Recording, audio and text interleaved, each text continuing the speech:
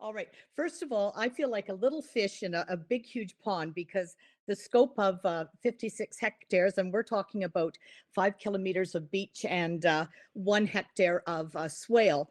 But ours is a little bit different because, as I said, we are part of, and I want to just let you know that small steps can be taken. You don't have to think that you can't make a change just because you're not big. Um, the Ipperwash Phrag Phighters, as you were told, started in May of 2016 when we saw Phragmites growing on the beach. And I went down to a meeting, very naive. I thought that we could just cut and pull and we would have the situation solved in 1 day or two. And so that was when I met Nancy Vidler, and she has been the most fantastic mentor you could ever hope for, as well as the Lambton Shores Phragmites community group. So Nancy said, Sandy, she said, if your group is really serious, here's what you have to do. So what we did was in July, she arranged with all of her contacts so that we could have and for those of you who do not know, that meant she called in the municipality, the councillors, the mayor, Conservation Authority, Nature Conservancy Canada, the Coastal Centre, you name it, to this meeting to say, hey, things are going to be happening in Ipperwash. They need your support. So that happened in July. In August, we went door to door to over 400 properties with the doorknob hangers that Nancy mentioned for information, just so that our community knew that we were talking about Phragmites, what they were, and who they could report any Phragmites to. And that, in our case, happened to be the St. Clair Region Conservation Authority. Then in August, she said, all right, Sandy, the next step is to get the community on board. So all of the stakeholders that we had at the meeting in July came and set up displays. A campground. We sent flyers out and went on social media sites and invited the public to an information session. The mayor, believe it or not, stayed for the whole time. And we had Nancy as a speaker, and luckily we were able to have Dr. Jan as well. So that was the way that we got our community involved. The one thing I did not mention on this screen for achieving success, and that is enthusiasm. If you show enthusiasm, it is contagious. So the first thing you can see on our beach, it's nothing compared to what a lot of you have been dealing with. But if you have ever been around Kettle Point, you will know that the Phragmites were stretching densely as far as you could see out to the horizon. And we are just to the north of that. So we did not want Phragmites to take over our beach. So what happened was we used spading as our first technique. And over 3 years, we were able to eliminate all of the Phragmites except for one little section, and we had to have some spraying done there. What we did do was, you'll notice the little orange tags. I was very fortunate to have Laura Williams in the top left corner. She is a graduate in environmental studies, and she was able to help me pick out where the Phragmites were. I was that naive. We tagged them, and you wouldn't believe how many conversations started because people said, well, what are those little orange plants that are being tagged? And then when we took our volunteers out where we had tagged, we said, okay, now take a look around you, look in a radius, and can you see any other Phragmites that are there? So then they were able to take what was tagged and then identify others. Here, this couple in the bottom right-hand corner, they were out for a morning walk when I was tagging one day, and they said, what on earth are you doing? So there was a little mini lesson that happened there as well. And you can see Nancy Vidler in the top right corner. And of course, we had an issue with a person using a tractor on the beach to level things out.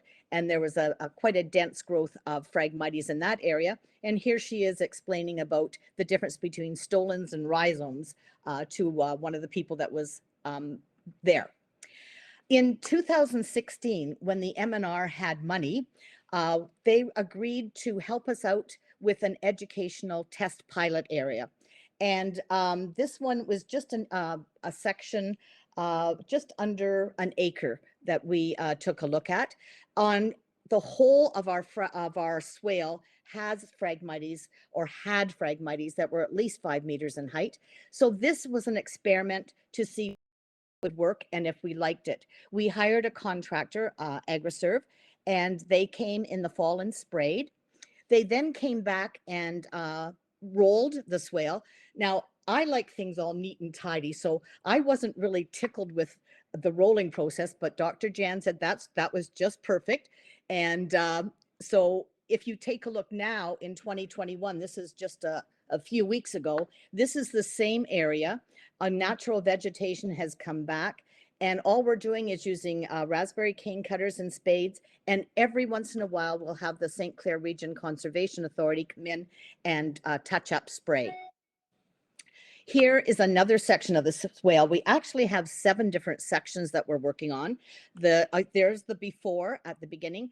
In the middle at the top, we had a couple of property owners that got out one winter and used the back edge of a rake, a metal rake, and a shovel, and mighties from that forefront section there.